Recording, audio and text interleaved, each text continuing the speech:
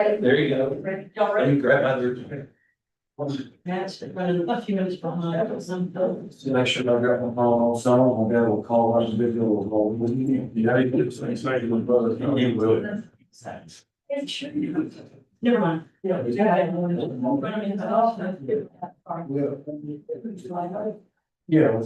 close, but just for the workshop. We could go back.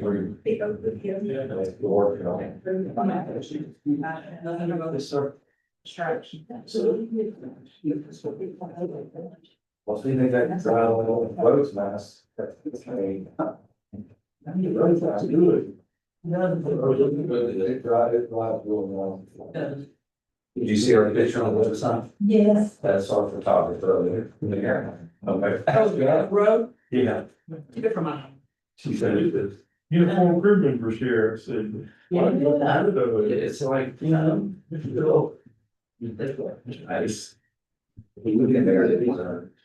I need to be clear shirt. I didn't wear it, yeah. Your shirt. I want one that says Clay Stamps on mine. Yeah. Me too. Time being 6 o'clock, call the budget workshop to order. Discussion of proposed, about that Matt's running the minutes from lunch. Discussion of proposed budget for fiscal year 2025, 2026, and all things related thereto. Staff presentation. Mayor and council, good evening. Last budget meeting, we went over the majority of the budget. So tonight, what I'd like to do, unless anybody has any questions from the budget, the main budget last year on admin, PD, and the revenues. I was gonna start on Fund 150. But before I go there, does anybody have any more questions about, what we went over last? Or last? Have there been any changes to what we discussed last time? No. No, it's still the same. Yes, sir. Okay. Nothing more. Just formatting. Okay. Okay. Sounds correct. We're done, numbers. Thanks, Shannon. Yeah, there was formatting changes. We'll be good to. Page 10 of your packet. Where 150 starts. Gotta get something. Okay.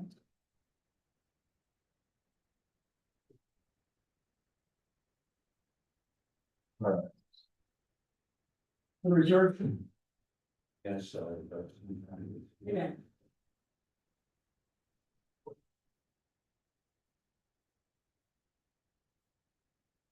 Oh, that's my tardiness, that is terrible. It happens.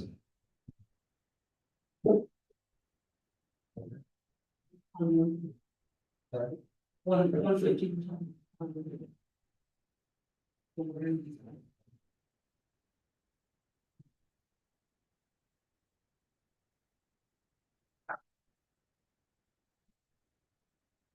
So if we go to, I think it's page. Page 10 of the packet. Thank Mhm. you. 150 is page 10 and,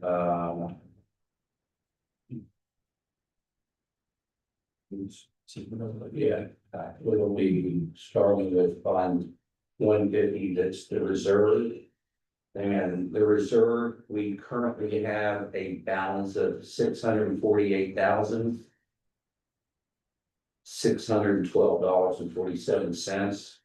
July, we brought in $2,466.87 in interest. Thank you.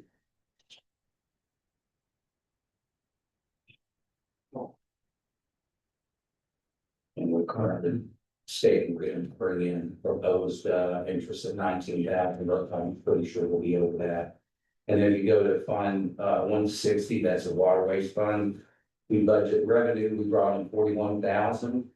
And our expenses so far we're predicting $36,000. So we'll have a surplus of about 4,650. Now, we do recoup those costs from the Bartonville Town Center. Fund 170, the street fund. This fund, streets on the sales tax, we're gonna bring in 520,000. We'll also have an interest earn of 40,000. On the surplus, what we have there, there's a couple things I want to point out. We know we budgeted $1 million for phase two. And obviously we came in under budget. It looks like we're gonna come in, we spent $1,000 on the contingency for removing the tree, and we're also gonna spend another $5,000 putting down the Kerflex on the ditches so it doesn't erode. So we're gonna go and do that when they do the hydro seed. So that's something that we did add. So we're looking right at about 720, so we're gonna have a surplus of $280,000. So that 280,000 plus our fund 310, we have an additional $245,000. And then if y'all remember, we talked about the tax note that Shannon found. And there's quite a bit of money there. We also are gonna move some of that money into the street fund. Some of the other money's gonna go into revenue. We're gonna split. Reserve. Thank you. Reserve. Reserve. So the way that we're looking at this with the surplus, it looks like we'll be able to budget everything. And not go over budget, cause we are planning on doing phase three, East Jeter. And if you look at, the engineering, this past year was $88,000 for Chris and his crew, Westwood. And then we also have, as we spoke about last month, the $250,000 we're going to continue to put in for the street repair. And then we also are going to budget another $1 million for phase three. So phase three would take us from where they just finished all the way to the Gillens. I don't know if it'll go that far. Yeah. Maybe go to country, I'm not sure how far that's gonna go. Somewhere down. Yeah. Hopefully it will go. I guess the question is, do we do that or do we move over to West Year where it's pretty big? Well, we're gonna get some estimates and on getting that repaired over there, that section where there's about 50 feet or something. Yeah, there's like a few different areas that are. There's more traffic east Jeter than there is on West Jeter. Yeah, There's more through traffic, so I think that's why it was originally planned to do 1.3, I think, but we do need to repair that. That's a pretty section yeah. on West Jeter. And in my admin email, I believe I talked about, I went and had the company that's doing our parking lot back here, Manning Robinson, I drove around and showed them some spots in Porter, McMagan, and then we're also gonna look at West Jeter to get some pricing on that. If you haven't been by Gibbons, we did do Stony Ridge. Yeah, And that was right at $12,000 just for that little section. So we're sort of looking at costs. That was what that cost to repair that, and it was in bad shape. But so that's one of the goals is to try and, the major projects obviously are big, $1 million projects, but having that priority of going in and fixing streets the best we can throughout the year's goal. Yes, sir. Hey, Chief, if you're up there on Stony Ridge, where they're doing that little spot repair, if you look about 10 or 12 foot in front of that area that they're working on, there's probably about a 6 foot diameter spot, and it looks like it may have been where they did an overlay. That's starting to crack up, and some pieces, I noticed yesterday, about 6 or 7 inches in diameter had popped out, and it's in front of the area that they're working on. Could that have been done from maybe the equipment when they brought it in there? I can go up there and look and meet with the project manager. Yeah, if you look about 10, 15 foot from where they're working at, you'll see an area about 6 foot diameter that's starting to pop loose. And you can see some of the pieces that's pulling out, and it's pulling out about 2 inches down, and it looks like it's probably an overlay that they did at one time that's breaking loose. So while they're there, they may be able to see if they can make, or put that roller back on and compress that down in there, because it's starting to alligator right around it. No, I can go take a look at that. Thank you, guaranteed. Any other questions on streets or concerns? One of the other things I wanted to talk about, I know Chris is looking for, he's looking for somebody to do some road work for us, kind of like, I guess, you're on an onward basis, I guess, off and on when we need it. But I want to see if we can find somebody to do some crack sealing before fall or during the fall. Because we've got a lot of big cracks and we usually have somebody go around and just go around the trailer and tar and crack seal all these big cracks. So we need to get that done this year before winter. Yeah, so that moisture gets down and it gets freezes, but we should. We'll talk about that. Yeah, I know that over on Green Oak, there's quite a bit of where cracks seals all throughout, but yes, we'll continue to do There's that. companies that just do that. Yeah. Thank you. Thank you, right. I think we had one, like 2-3 years ago, Yeah, last year, because they were doing, and, the, yeah. We have to, And I had, so Manny's looking at, I'm gonna have G-Rod also and get us some different pricing, some quotes. Since it is under 50, we can sort of do those projects.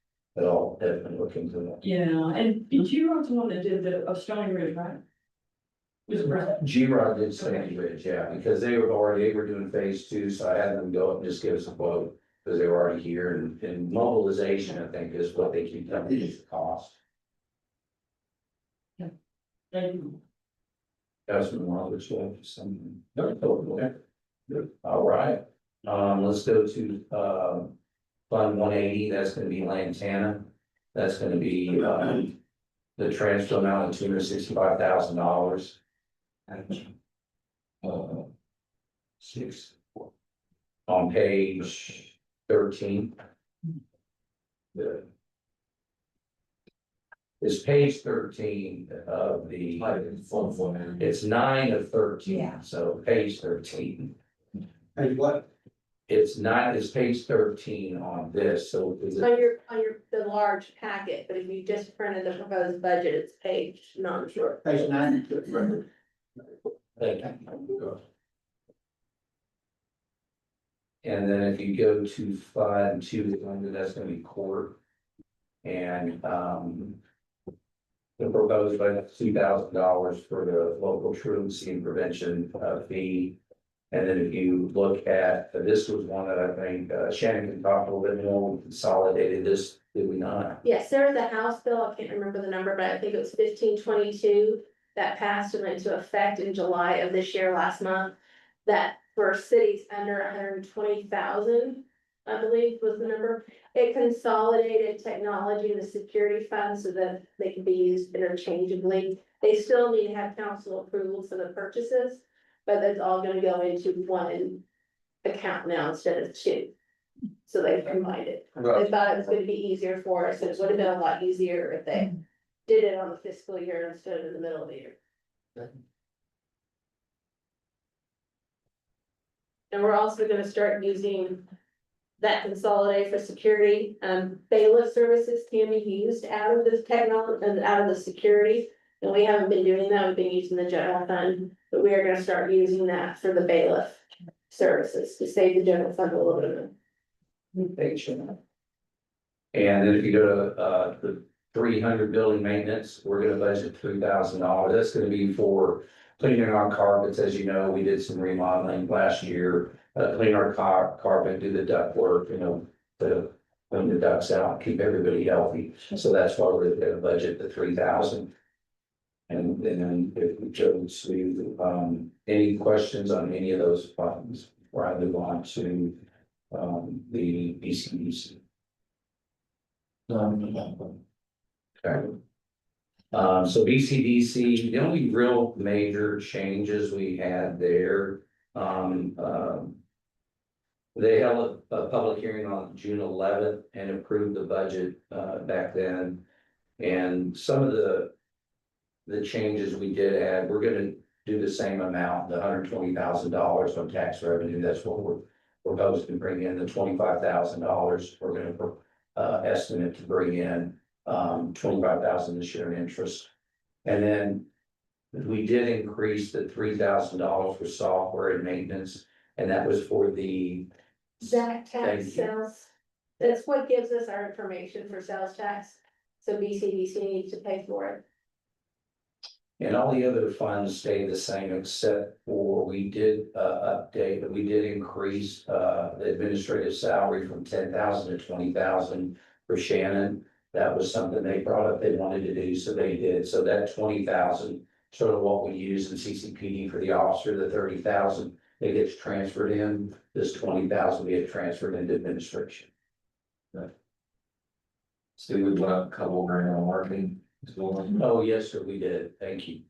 Yeah, we did, they were a little over budget on that, so we did increase that 2,000. And they also, they haven't made a decisive vote, but they wanted to give back a little bit to the holiday lights decorations at the corner. Cause we were up around 12 and then we went down a little bit, because they thought it was too high, but now they're realizing going down is not giving them the bang that they want. So they might wanna go up a little bit more, since that is our main entrance to this town. Anything else? Okay, as we move on to my favorite one, CCPD, sort of my favorite, and that depends on what Adam. So back on the crime prevention, we held a public hearing on May 19th and adopted the proposed budget. And then the town council heard the public hearing on June 15th. July. Thank you, July 15th. We did increase the sales tax revenue because we were looking at the averages, so we did increase of $10,000. We've been doing well on that fund. Interest earned, we're doing well on that as well, so we bumped it up to 8,500. And then the bonds, the only other thing, we did transfer several funds, like I talked about, I think before, just moving it to try and reduce something like the vehicle. What do we have in there? I'd have to go back to my notes, and I did not bring them. But we did transfer several funds. Should you remember which ones we did? We did the It's mainly the ones that we had to budget amendment this year that were left out of last year's cell phone, vehicle maintenance. Things like that we had, CCPD were able to help cover for this year. What is the, so we've got a decrease in clock, so, yes, the 21,000 was for radios last year. The okay, portable radios, mobile radios. So we had 21,000 there, so we're not purchasing any, we were good on radio, so the 50,000 is only for fall. okay, So that's why we had the reduction in that, and then we also had the reduction in the vehicle maintenance because. We did that, capital government, remember, it was a 3-year note we had, so instead of budgeting 80,000, we dropped it to 58,000. Is it for subscription services, hardware? Flop, that is for each camera, yes, each camera is $3,000, I'm pretty sure that's what we pay here. And we have 22, so yes, that is the service and then for the camera. And if they need any maintenance, if we need them replaced, they'll replace them. And so that's included in the $50,000 just. What's the lifetime, average life on those? Do we know yet? I do not know. I mean, right now, I think we have it for. It's 5, 6 years. Yeah. maybe. Yeah, I know that we haven't had any replaced, we've moved some to different locations, but that's a good question. Same kind of the future. Yeah, And Axon, those got installed today. yes, they're installing our Axon, because we had Axon body cameras, and we've had those for several. all this on the rigs. This is on the, that's why you've seen all the car speaker. But yes, they're installing we have 4 of those. So all 3 white cars and then the black car I drive will all have the in-car cameras. Axon, like I've said before, top of the line. And we got a very good price on that. It's like $15,000 a year, which it was the same price as Motorola, and Axon is just one of those. They were showing us some different features. There's a feature where on the body camera, when I'm taking a call, it will transcribe it into a report for me, like with AI. And we don't have that feature. We don't, if you took 5-10 calls a day, that would be definitely something that saves officers a lot of time. One of the ones that we do have, one of the ones we are looking at doing is, Mike, is the translation. That if you, because we would do that, use a lot. Actually, the girls in court use that every day. So there's I'm gonna get a price on that. I don't know how much that is, but they showed that to me today, but they were installing. But they got some really, Axon's a really good setup. It's exciting to get those finally results I am. tonight.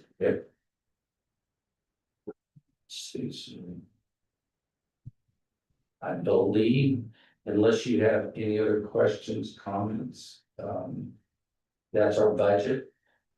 If there's anything you do see that you need anything, the answer will be more than happy to answer that right now. And I do want to thank Shannon. It was quite a task.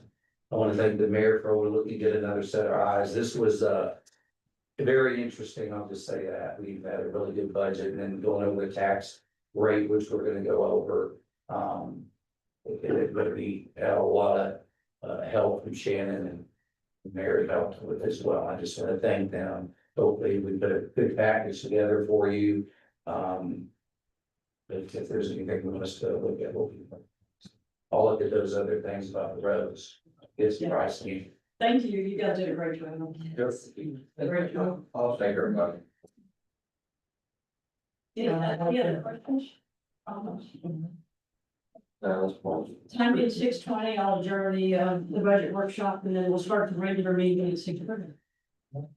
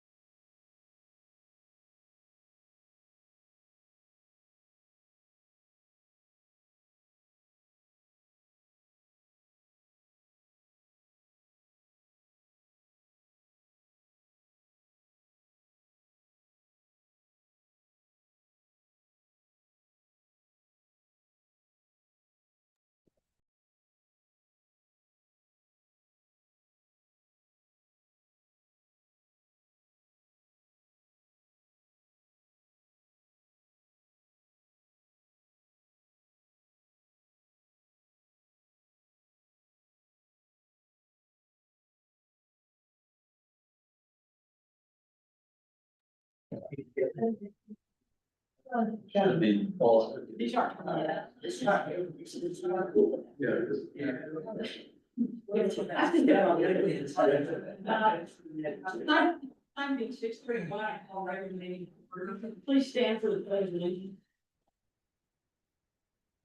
Pledge allegiance to the flag of the United States of America and to the republic which stands one nation under God, indivisible, with liberty and justice for all. It's nice here, like Wilson.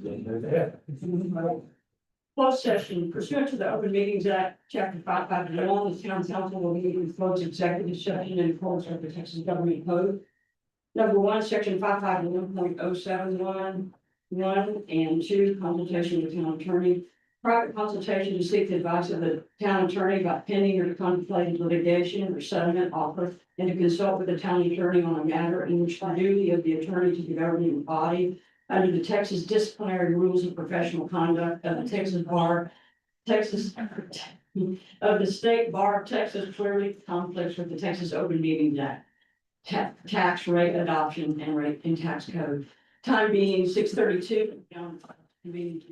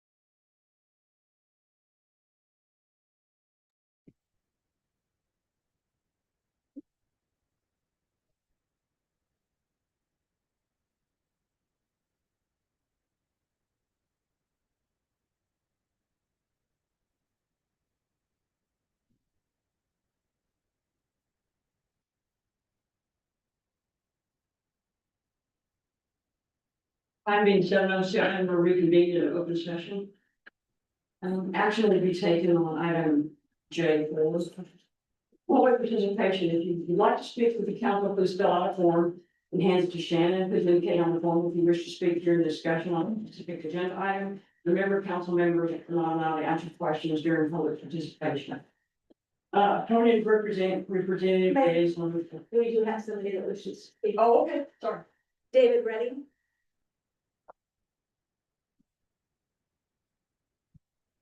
Good evening, Mayor, the council. My name is David Reddick. I'm here tonight to introduce myself. I am one of the new fire commissioners in the Denton County Emergency Service District Board. It's good to see you again, Mayor. I've had the opportunity to serve for 5 years as the mayor of North Lake. So this is a great honor and privilege for me to be able to help support our firefighters, which of course, like you, we didn't have within the city. But this is obviously a growing area to the west, but as I'm going along with the chief here to a number of these meetings, just want to extend my willingness to continue the regional cooperation this entity deserves, that your residents deserve. If you need anything from the board, feel free to reach out to me as well as the chief, obviously. But I want to extend my commitment to continuing to fund and support an efficient, effective, fair fire service for all the entities involved. Doesn't belong to any one city or entity, no matter where we may live. But it's important that the service continue to grow with us throughout and especially with the different trajectories that each of our cities are on, different needs at different times. And so looking forward to working with all of you and hope to get to know you along the way here. But if there's anything I can do for you, please let me know. Thank you so much. Thank you, David. Thanks for joining the ESD. Opportunity, Regional Water District, yeah.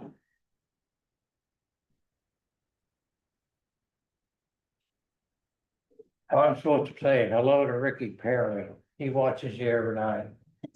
Yeah, council meeting. Oh, Ricky. Anyway, I left a brochure on your table there. It's kind of interesting. It kind of brings you up to date on parts of what's going on. But a little prelude to that, we started this project in 2001.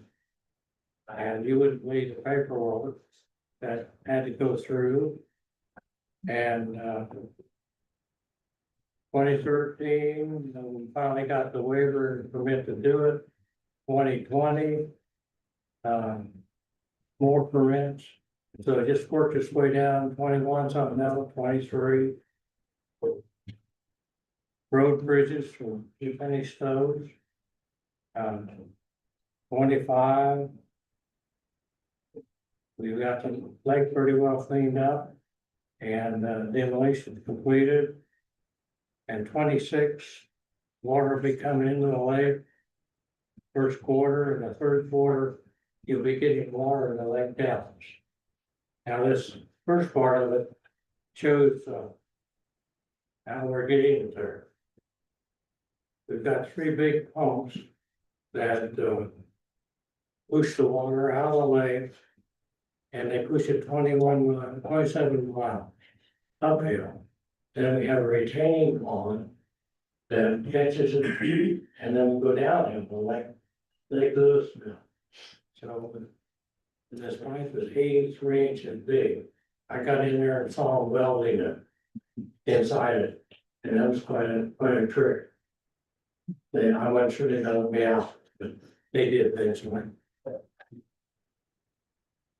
So that's kind of what pumps are. They have 3 of them, multi-million-dollar a piece.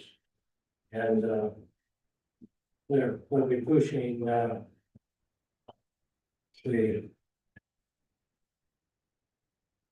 volumes over here. On the second page, the reservoir spillway, close to 2,200 construction workers on site.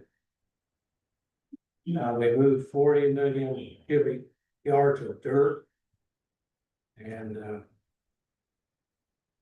so it's pretty well underway now in the reservoir.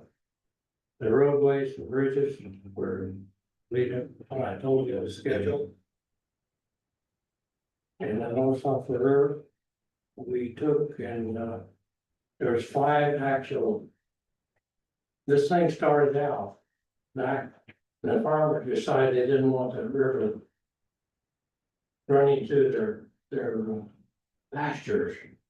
So they went out and dug a ditch. 10 foot deep and 20 foot wide. And it's now over a mile wide. So that's how much erosion has taken place over the years. And so this dam will be a good deal for them. Because it will retain the water, and there won't be near as much erosion as there was then. So the bridges are built, 5 of them, matter of fact.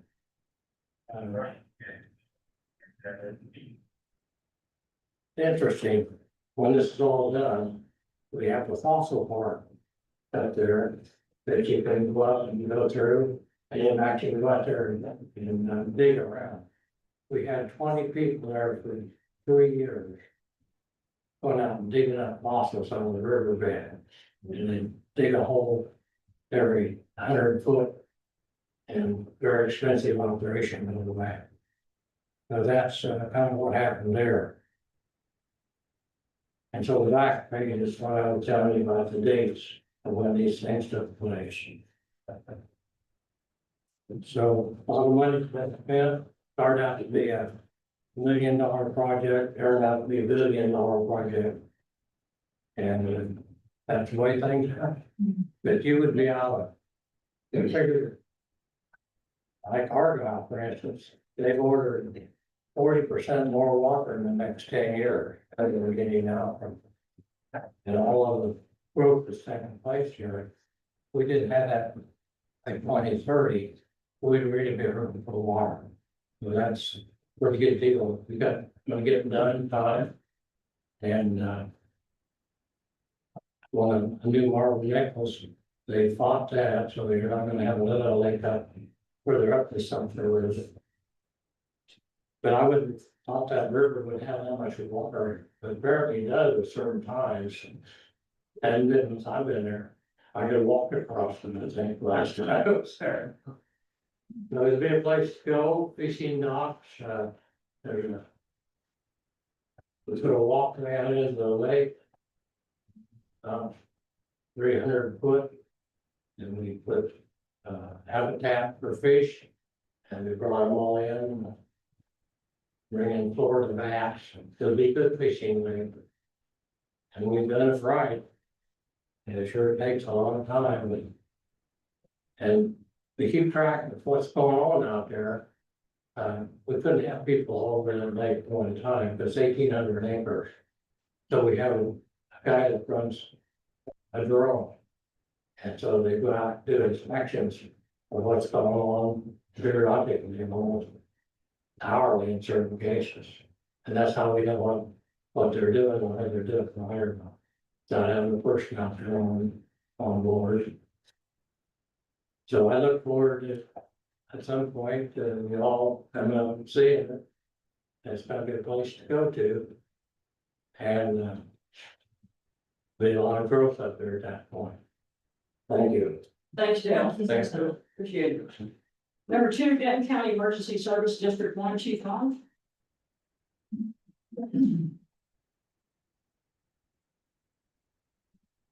Evening, Mayor, Council, thank you for having me here, Fire Chief. Also glad to have Commissioner Reddick here. I'm very grateful to have him. He brings a lot of leadership and experience to our ESD, and I look forward to him being a great contribution to the community we serve. July was a very busy month for us. I hate to say this, but it's always the busiest month we've ever had, busiest July we've ever had. You know, in the month before, we do keep track of the last 5 years, and once again, it's the busiest July we've ever had. Overall, we're about year to date, we're about 4% as far as call volume across the district, but that's a lot, actually, is healthy growth. Last year was what I would call unhealthy growth, because we were close to 18% this time, so we've still growing, but not as much as we were last year. If you recall last month, I talked to you about how we weren't really having that many grass fires. In fact, July 4th, I said, hey, it rained that day, and it really, but for what a month, this changed, right? So, in fact, I think we didn't even hit 100 degrees yet last time. we had a meeting, so we obviously get that now, and, we've had some grass fires. Most of those grass fires have been to the west, as you can imagine where the tall fields of grass are, we get a lot of grass fires out west, but, so I would tell the citizens, just be sure to, you do have tall grass, especially near the roadways, keep those mowed, because all it takes is something as simple as a cigarette butt or whatever, and then we got a field on fire, so just be mindful of that. Other great news for us, we did hire the 12 firefighters for the new station. They officially started on duty on August 2nd. We did their swearing in ceremony this past Sunday, so we had all their families, and it was a great experience of welcoming them to our family, so had a good time with that. The station itself is actually about 6 months behind, I think we'll report that before, so we're having some construction delays on the new station. That station is in North Lake. So we are making kind of plans around that. The firefighters themselves are operating out of Station 514, which is in the Harvest community, if you know where that is, on the other side of 35. So we have 2 fire engines running out of that, and they'll be there until that station opens. So we've actually got 2 companies running out of one station. The board last month also, because of that, they approved a 6-month extension with the town of Roanoke. So our geographic boundaries, they're the southern portion of North Lake that we pay Roanoke to cover, and so we're extending that until the station is complete. A little bit closer to home, the new ambulance for Station 513 is in service. It went in service on the evening of July 25th, and right away, it made a couple of calls, and so it's been busy, so it's earning its keep. So we're keeping it busy and making calls, and we are having a official push-in ceremony. That will be at Station 513, which is on Copper Canyon Road on Sunday, September 7th at 3 p.m. in the afternoon. So it'll be on Sunday. If you've never been to a push-in ceremony, it's very kind of a historical tradition where it goes back to the horse-drawn days when they had to push the horses back in. So that's kind of history. So just kind of almost like a ship and break the iron ball. It's just an official ceremony to officially place the ends in service. So look forward to doing that in September. Also in September, we just did a final inspection on our very first kind of aerial ladder truck. So we're going to have an actual we call it a quint, because it's kind of a combination between a fire engine and a ladder truck, but that'll be at the new station as well, because that area does have 4- and 5-story tall buildings, and so we need to have an aerial ladder truck for that area. So looking forward to getting that in September. And then the last thing, and I'll take questions after that, is our twice a year we do a blood drive, and we always do it kind of to memorialize September 11th, so to kind of give back and then save a life by giving blood. So this year, we're actually doing it on September 11th, but sometimes we have to kind of schedule around there, but we're actually doing it on September 11th. So if you'd like to give blood, coming out to Station 511, they're on 407 Gibbons Road. It'll be on September 11th between 11 a.m. and 4 p.m. And if you follow us on Facebook, you can go there to QR code, you can schedule, we'll come out, and it's just a great way to kind of honor the day, but also give blood and hope to save lives. So with that, I'll take any questions. I just have one, chief, phenomenal job on staffing all those positions you have. I've had over 12 firefighters since last time, so that's pretty impressive. How's the training of all these firefighters going? Very, I preach to our company officers and our chiefs that, we're actually in a very, what I call vulnerable experience level right now. We have a lot of young people, so we're doing a lot of training. We're actually out, as hot as it is right now, we're never actually at the live fire training building today. Hottest day probably of the year, and they're out training because we're just we have a lot of new and young experiences, so we're doing a lot of experience training. And we actually did 2 weeks of new employee orientation training and some training to get them up to speed. But it is an issue. It's something that's not, when I look at the risk assessment, the challenge that we face when we have new employees, and not just new employees, but new promotion, like new people in leadership positions that weren't in leadership positions before. So it's something as a fire chief you got to look at, and how do you plan for that. So we've been planning on it. But I'm just very fortunate that we were able to get 12 qualified people, because this marketplace is very competitive. And I will say that we have a very strong culture. We have a very good organization, and I think we're being branded very well across the Metroplex and of course West City County. So I'm very thankful and honored that we were able to get some good candidates. Thanks, Any questions? Did a good job on Canyon Falls. Well, thank you. That was a little tricky. It was.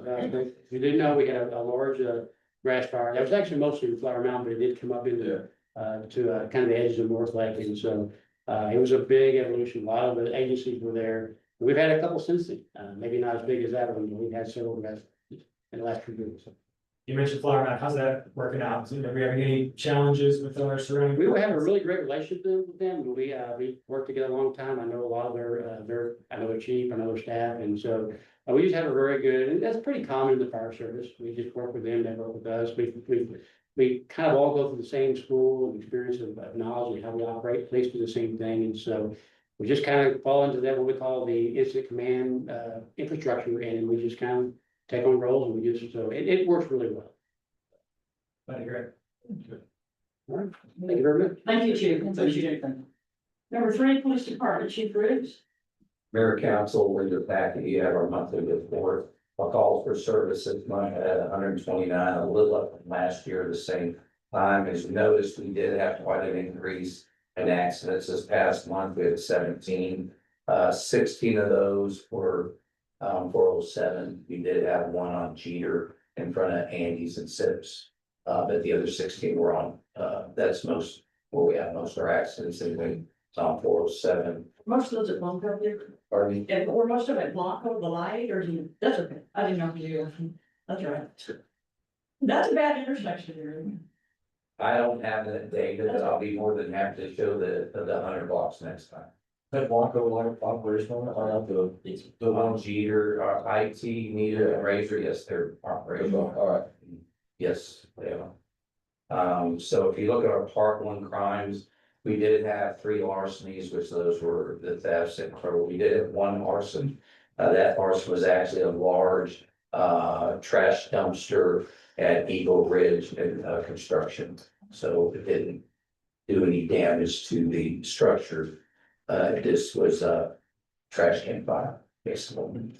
Let's see, then we go to our traffic stops are up from last month. At this time last year, we had 114, we had 254 traffic stops this last July.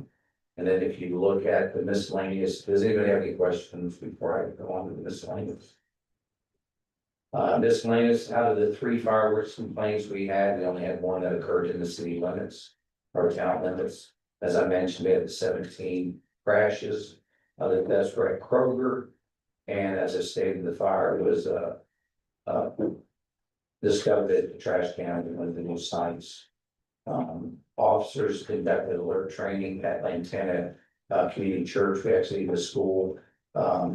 Alert training is very important. So like the chief had mentioned, it involves not only police, fire, EMS. And I went down for my training last month, and we had a full day of alert training. We have an alert instructor that I mentioned to you. Bill Mack is an alert instructor. We had Double O come with us as well, but we'll continue to do those trainings. My goal is to do at least 2 a year, maybe more, but that's something that, you know, we do have Razor Elementary here, not that it's in our town, but we probably the first ones to respond, but we did that. We also did first aid training to stop the kids, ready, you know, the tourniquets and things like that for yourself, or when you go into those critical situations. Fortunate to have Officer Josh Mazon. He is a EMT guru. He has all his credentials. And as we were going through our Axon, we had to empty out all the cars today. We're going through all those packets and make sure all our AEDs are there, and we have the proper first aid equipment to give first aid until the real first aid people can show up. But we can at least start, you know, stop the bleeding and things like that. So very proud of them. They had a really good day, full day of training. So I'll be happy to answer the questions. Is there a typical cadence for those vehicle inventories? Pardon me? Is there a typical cadence for those vehicle inventories? Sorry, I'm losing them. Yeah, I mean, you're talking about us checking them yes, they check on and before you get in your shop or vehicle, you need to check your rifles, you check your you know, for any, the first aid equipment, AEDs, they have their armor, their extra armor, so yes, sir. We should be checking oil as well. I don't know if they do that. Now that it's calculated on the computer, they probably don't do it. So Thanks for sending out the significant events memos too, that's all, so, awesome. Appreciate it. Yeah, appreciate it. Any other questions? Thank you. Thank you. For administration, Shannon. Thank you, Mayor. July marks month 10 of our fiscal year, and it's also the first month of our last quarter of the fiscal year. And we have collected approximately 98% of the revenues that we budgeted for. So we're truly in a really good position. At the end of July, the total revenue received was $2,799,718. And we've only expensed $1,835,457.58. So we have an approximate revenue overage of $964,260.48. So we are in a very good financial position. Sales tax collection, we received $71,470 in July, which reflects the sales activity from May 2025. So we are continually going up ever so slightly, which is good.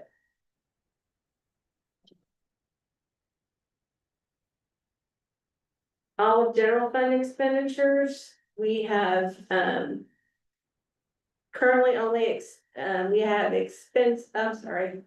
30% of our budgeted expenditures remaining for the next 2 months. So again, we are in a very good position. We will be able to cover all of our invoices that come in the next 2 months.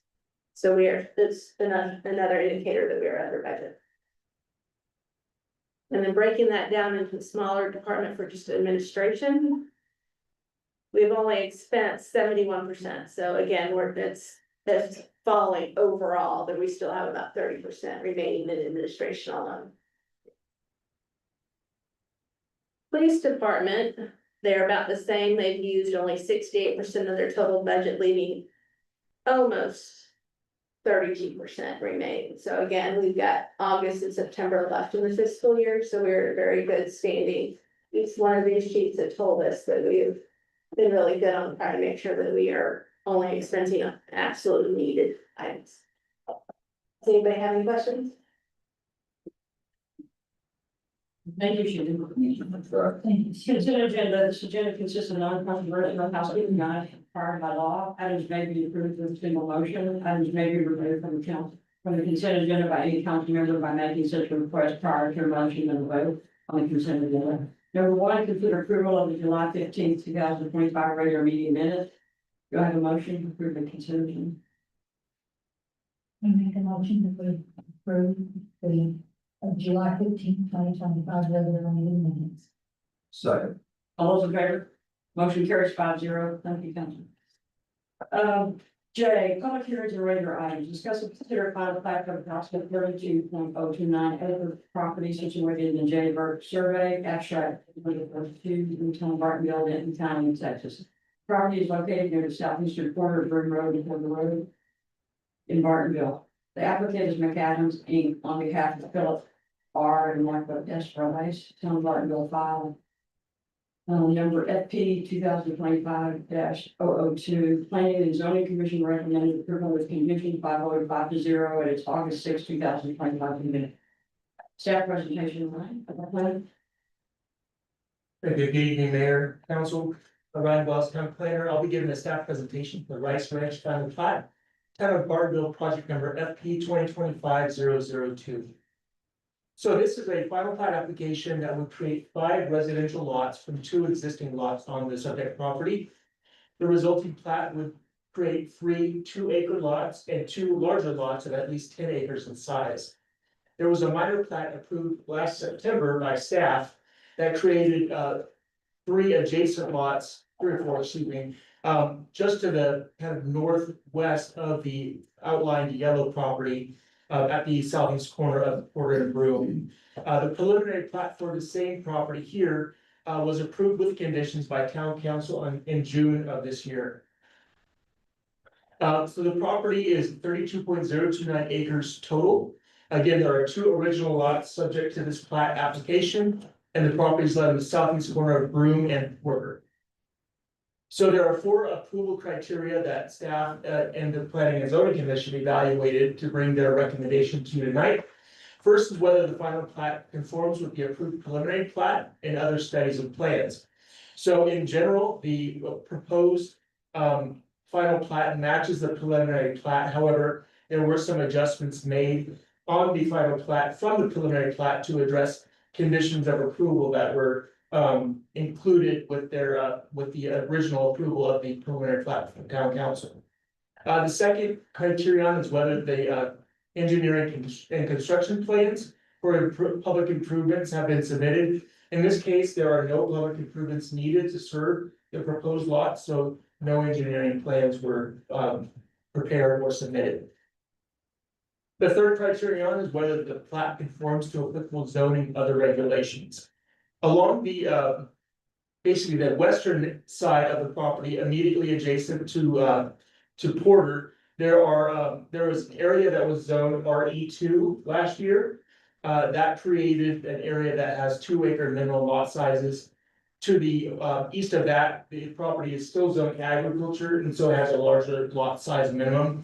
And so the proposed lots in both of the zoning districts meet the minimum lot sizes as is adopted for those zoning districts.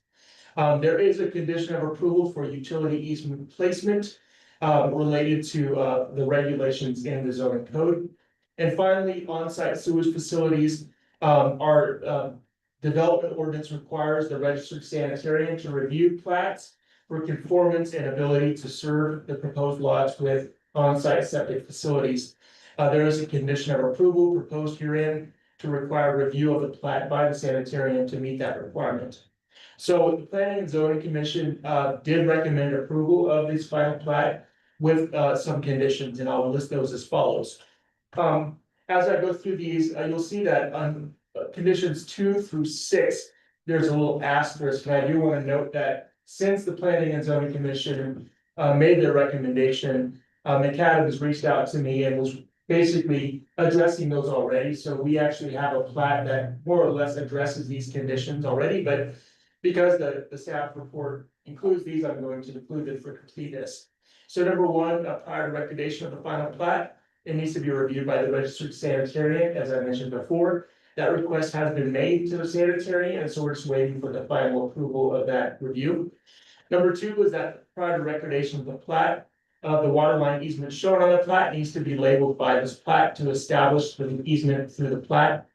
Number 3, prior to recordation of the plat, there's an easement that was shown in the minor plat that was originally approved, but was not reflected in this new plat.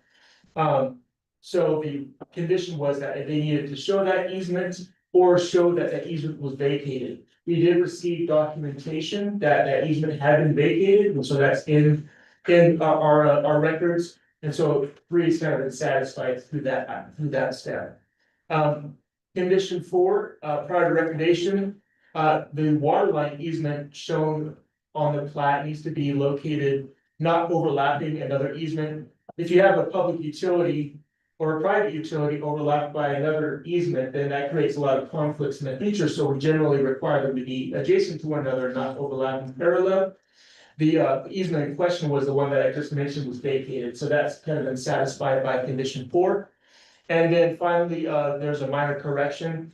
This has been kind of a trend that council has been wanting to incorporate with plats, that if there are any gated driveways, they need to be set back at least 55 feet from the public way to make sure that any trucks with trailers don't end up stopping in the public right of way.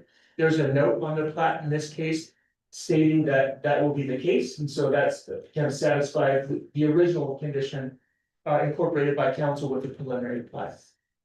So those 5 again are listed in the staff summary. 2 through 5 have essentially been satisfied. And so that concludes my presentation. I'm happy to take any questions you may have. Thank you. Any questions? So it's that, the satisfied is pretty much the same as the preliminary. All the condition 1, is that correct? Although condition 1 have been met, yes. So the motion would be to approve would be subject to just condition 1. Yeah, okay, would someone like to make a motion? I'm letting you know, consider the town plan. To the property thirty-three pounds and 98 the property situated, make it. Geographic survey, after we forty two, 9,000. Subject to the conditions Subject to conditions. set for condition one. I'll second. All those in favor? Motion carries 5-0. Thank you, Ryan. Conduct a public hearing to hear public comment discussion and consider a site plan amendment for Guidance Park Academy located at 64 Macon Road, in the town of Bartonville. The amendment consists of changes to landscaping plan for the commercial property. The applicant is Catherine Taylor, town of Bartonville, code SP 2025-001. The planning and zoning commission recommended approval by a vote of 4-1 for August 6, 2025 meeting. Staff presentation. Thank you, Mayor. All right, so this is the staff presentation for Guidance Preparatory Academy Set Plan Amendment. Out of Bartonville project number SP 2025-005. So this project has a little bit of background, and just so for thoroughness sake, I'm just going to describe the steps that led us to tonight's application consideration. So in May 23rd, 2024, a zoning violation letter was sent to the property owner of Guidance Preparatory Academy, following observation that trees originally planted subject to the original approved site plan and landscaping plan had been removed for one reason or another. And so the observation was that there were 11 Leland cypress trees and 12 Photinia trees that had originally been planted on the site as part of the original site plan approval. Those had been removed over time. The Photinias had been removed because of their placement within a utility easement on the western end or western boundary of the property, adjacent to the screening wall. And the Leland cypress had been removed because they had slowly died over time because of their location within or adjacent to the septic field for the facility. So they couldn't survive in the soil conditions that the septic field had created. So again, there were basically 23 trees from the original site plan that had died. And because there's a requirement in the code to maintain the site plan as approved, that constituted a zoning code violation. Within the letter, which is included as an exhibit to your packet, there were 3 options that were provided to the property owner for correction of this deficiency. One was to replant the trees as shown in the approved original landscaping plan. Number 2 was to submit a site plan amendment with an alternative planting plan. And number 3 was to submit a variance request, which would ultimately permit the reduction in the planting requirements from what the code requires for the site. Subsequently, a variance request was submitted to the town and considered by the Board of Adjustments on July 30th of 2024. The request was to allow the planting of 3 45-gallon live oak trees at 20-foot spacing along Macon Road in lieu of the original planting plan. The Board of Adjustments voted unanimously to deny the variance request. So that's kind of the background. That's what leads us to tonight's consideration. Just a little bit more background. The project is on 4.221 acres. It's a single parcel located on the southwest corner of Post Oak Lane and Macon Road in the property zone of rural business. So tonight's consideration is for a site plan amendment to address the site constraints and the lost trees. So this is essentially basically asking to change the site plan that was originally approved to a new site plan to permit a different treatment for the landscaping of the site. For the applicant, the lost Photinia and Leland cypress trees cannot be replanted. The fact that the Photinias were originally planted in a utility easement, that just generally isn't something you would approve in the first place, because you need unfettered access to that utility easement for maintenance of the utility. So you can't really just put trees back in there. Regarding the Leland cypress, there was recent activity to expand the septic leach field for the facility because they were having some septic problems. So to plant the Leland cypress back where they were originally just would be kind of foolish. It would be a waste because again, they would die because of the more saturated condition of the soil. And so in their application, in the packet for you, the applicant presents 2 options for landscaping to address this challenge. Option 1 would be to permit the removal of the removed trees and basically just leave them there. This option would recognize 14 trees already on the property that are not on the original site plan. And also recognizes the screening value of the masonry wall on the western property boundary. And the trees that are on the neighbors adjacent neighbors property that provides some screening as well. Option 2 states that the applicant would plant 5 more oak trees as indicated on the plan. You can see those on this figure on the right. Those oak trees are represented in red. The other conditions in option 1 would remain, that being that there are 14 additional trees on the site that were not in the original site plan. They also include in option 2A, which would be to add up to 15 boulders to block vehicular access to the site from Post Oak Lane as more of kind of a security and feature, given that there's a large septic leach field immediately off the road. So the Bartonville zoning ordinance, section 18.6K lists the landscaping requirements for non-vehicular open spaces, specifically within the rural business zoning district. In this case, based on the acreage and percentage of open space, 25 landscaping trees are required. Again, we're recognizing that the site is constrained by the regulatory floodway, which bisects the property, which you can't put any structures or impediments within, and the septic leach field on the north end of the property. Again, those screening trees, the Photinias, were removed from the utility easement and they cannot be replanted in place. So after evaluation of the options presented, staff recommended and the Planning and Zoning Commission recommend that options 2 and 2A are the best option to rectify the tree loss described in the zoning code violation letter, given the constraints on the site. After reviewing the original site plan, the proposed site plan amendment, as well as conditions on the site, staff found that there are 21 existing trees on the property, including 7 existing on the original landscaping plan as existing, and then 14 additional that were added but not included in the site plan, plus the 5 additional oak trees proposed by the applicant to be planted in the locations indicated. This would be a reduction from the original approved plan, but it meets the numerical standard, actually exceeds the numerical standard of requiring 25 trees on the site. Based on the review of the original approved site plan, the updated septic system design, and 3D images of the site, there don't really appear to be any other locations within which to plant canopy trees without conflicting with other infrastructure and known site issues. So with all those facts in mind, the Planning and Zoning Commission did unanimously recommend not unanimously, 4-1, approve with conditions of the site plan amendment. The recommended conditions of for the site plan amendment are as follows. Number 1 would be that no trees will be planted within the regulatory floodway or public right of way. That's kind of a given, but we want to make sure it's in there. Number 2 is that a revised site plan prepared by a licensed landscape architect or other person knowledgeable with best landscape practices. That's actually the language from the code. Showing the 5 proposed live oak tree plantings and placement of landscape boulders shall be submitted for staff level review. That basically means that the applicant would meet the requirement of the code that a professional prepares the site plan and not just kind of a little bit of ad hoc one that they provide for this discussion. And that would be submitted to staff to review. It wouldn't have to come back to council because it would reflect what would be approved presumably at the town council level. Condition 3 is that new tree planting would not take place until after October 1st, just to meet the required planting season.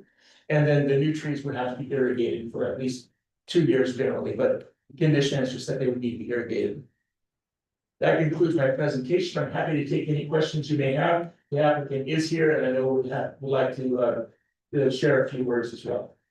Actually, they're here for to address any questions that you may have. Okay, thank you. Anybody have any questions?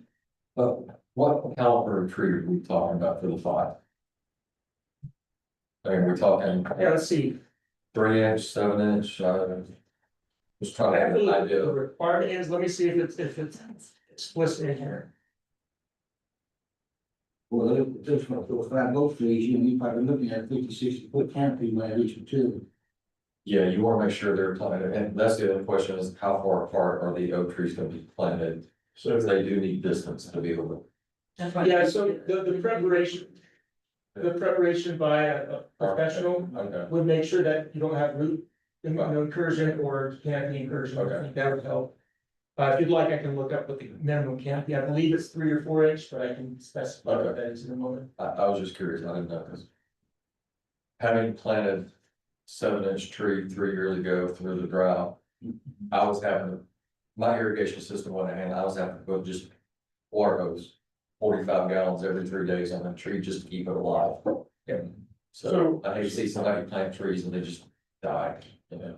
So Ryan, the concern with the leach field was the soil staying too wet. Did you consider using all cypress trees or something that roots can take the water? Again, the proposal is live oak, it could, you know, there could be a consideration of an alternative at this council meeting. Just Yeah, about. yeah, sure. And perhaps a landscape professional might have a recommendation there. If you wanted to open it up to other species, that might be part of a motion, just to give them some flexibility, but again, that's what they proposed, and that's what we evaluated. Well, I think we'd rather give them the best chances for survival instead of having to do this again. Yeah. You don't wanna waste money. So. Yes, if the architect could tell us based on soil saturation. So, the general standards and the landscaping, requirements, chapter 18 of the zoning ordinance states that the minimum trunk diameter is 3 inches, measured at 48 inches above the ground. Any other questions? You know, looks like if they do that, all housing too, they find it, they do, so they don't get a nice life shape. That's it. We have 2, which is the tree installation that needs 25 required, a 2A, which includes. The That's bulb. improving the boulders, Mhm. that, notice the picture in your application of the pickup truck area in the field. Yeah. I think that I would be inclined to recommend that we would move with the boulders to. I agree. And how big of a space are we talking about for those boulders to keep a vehicle from going in there? Because I mean, they've gotta be somewhat close together. Yeah, I think, Administrator Riggs might have something to say about that. That was part of the conversation that he had with the property owner. Okay. So maybe he knows what kind of spacing would be included. About 15 holes, and probably only about, I think 115, 1 foot. Yeah. Yeah. So this is close enough to was here, because you were pretty far. Yeah, chief. Their concern was that they did have a truck go into that septic area and tear up their property. They had a lot of no trespassing signs that were in violation of the sign limits, so they removed those, which were very nice to do that. And then they asked, what could we do to prevent this from happening again? I said, well, we've had to do, just the towns had to do some in Hudson Hills, Eagle Ridge. I know Councilman Crandall's had to do it, so that's something common in our area for big trucks and trailers. So I just recommended that they would look at boulders, but that also would be included, I'm sure, in the architectural Just they can design. figure out how. far. Yeah, they'll I find think it. whatever, so you Yeah. think, Yeah, you just want to. yeah, Compare that up and cause them damage. yeah. Cost them more money. Any other questions?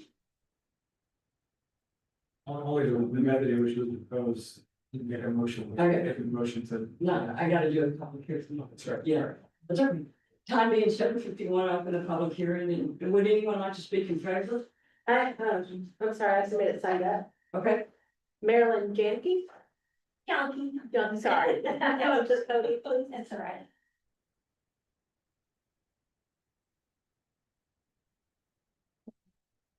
I'm Marilyn Yankee, and I live in Double Oak, 145 South Forest Lane. But my husband and I own the building that's next to the Guides Prep Academy. And I just wanted you guys to know that they really keep their landscape nice. And if they've had problems through the years, trying to keep it nice. And I just want to make sure, I think your recommendations are just fine. And I wanted to make sure that they kind of went through, but they, yeah, they've, done their best to handle the complaints from neighbors, some of which are not necessarily the, I would say legitimate, but, I think if you, if they can adjust this landscape to what is recommended, I think that will be fine. But they have been very good neighbors to us. They've been just terrific, and they keep that place just immaculate. So, yeah, I mean, you guys have a beautiful city of Parkville, a beautiful area of Parkville. Yeah, I'm kind of jealous, but I mean. Thank you.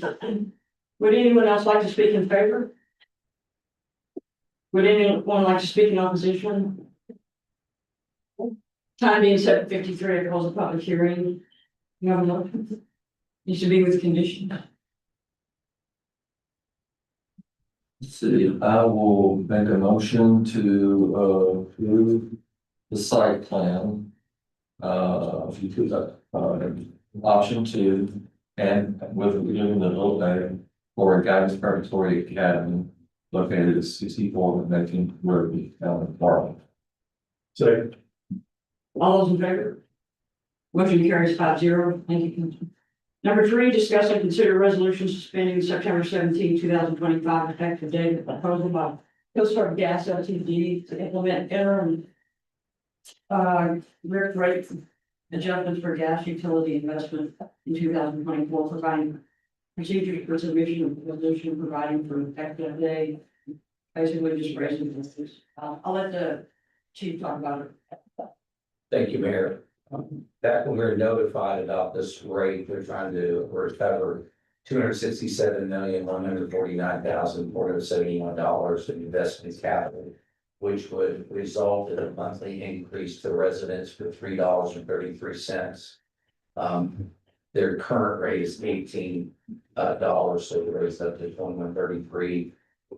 Council and cities or if they want to pass a resolution suspending it for 45 days. So we took it upon us. I think it's a good idea, the mayor and I spoke, just to bring it to y'all and suspend this for a resolution. So that would be something that y'all would vote on to suspend this for 45 days. Just a suspension.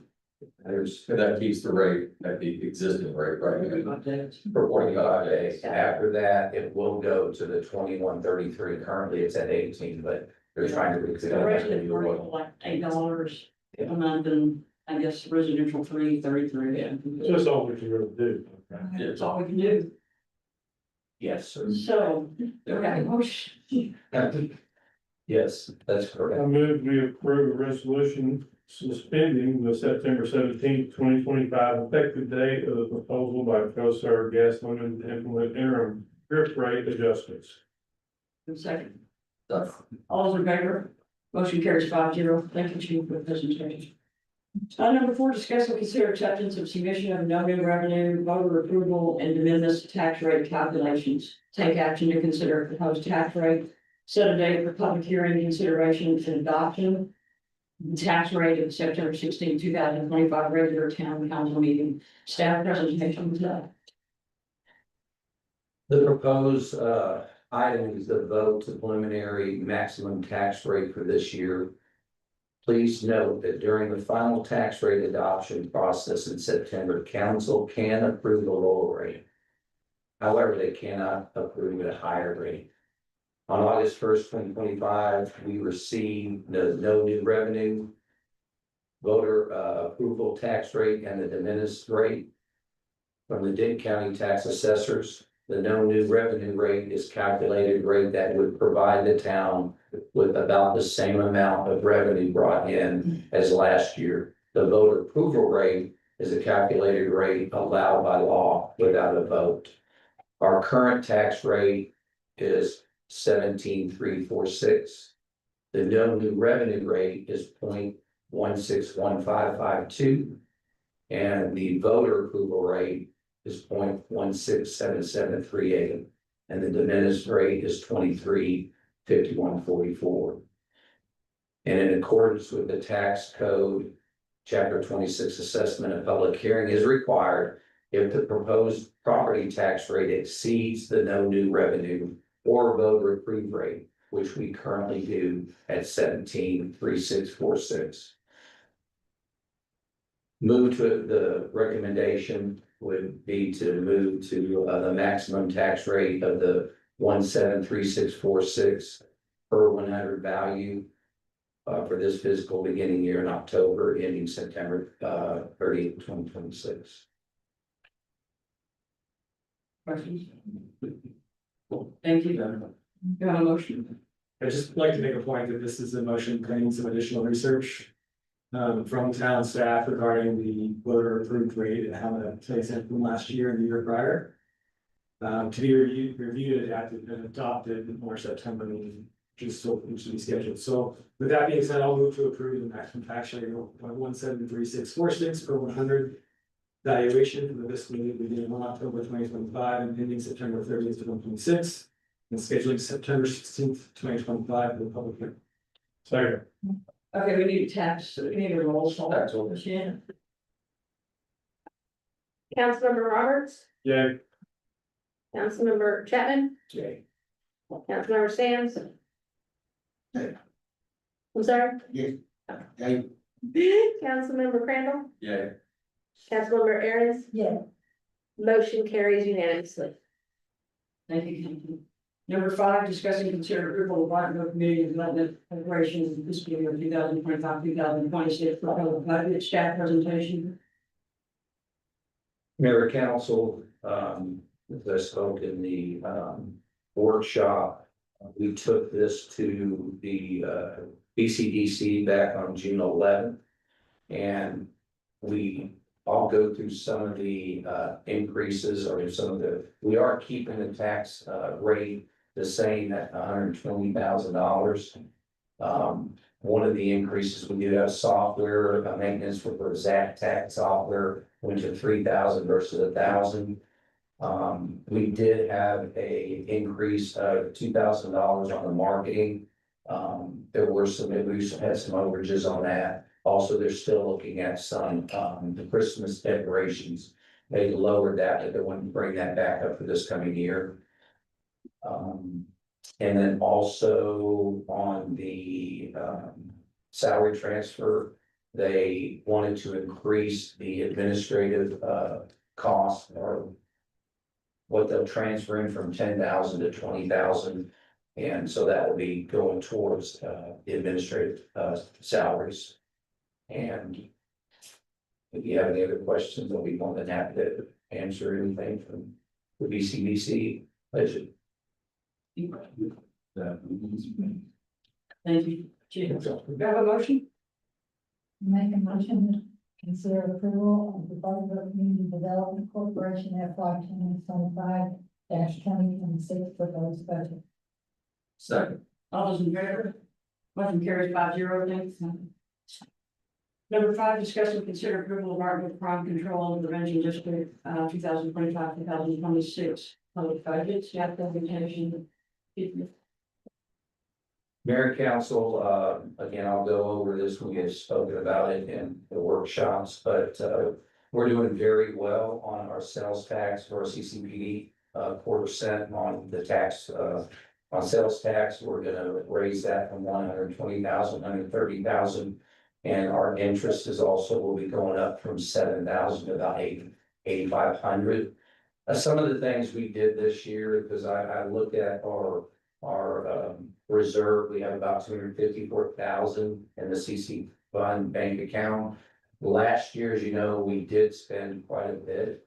We had to replace vehicles, replace computers, we have some portables, so we had quite a few high ticket items.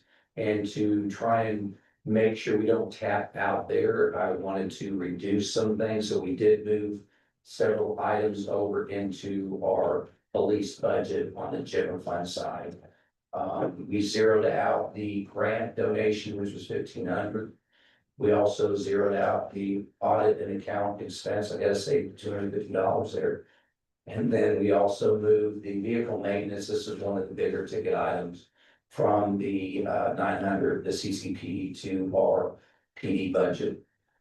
We also,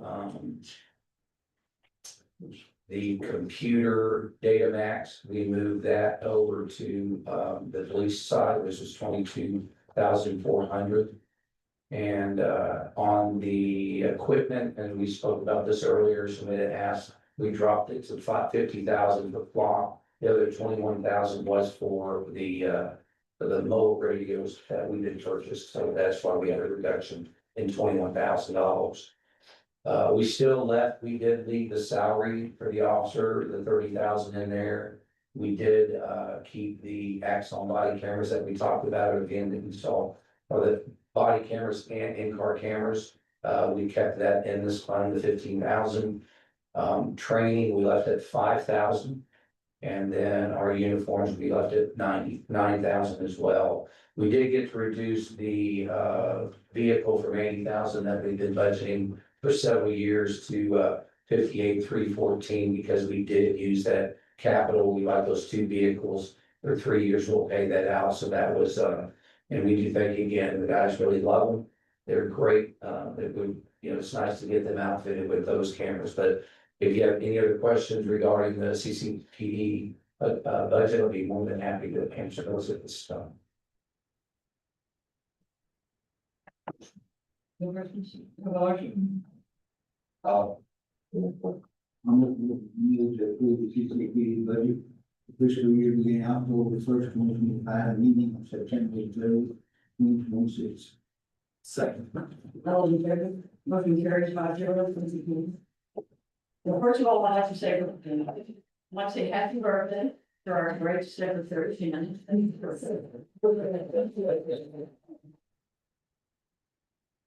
I would like to also extend heartfelt thanks to our planning and design for your dedicated service to our community.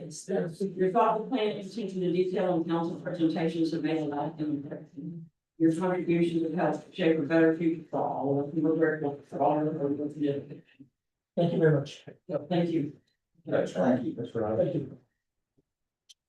Future agenda items, the only thing I was thinking about, maybe talk about tax notes and roads. We can turn on that September around. Any other ideas? Okay. With that, 8:05.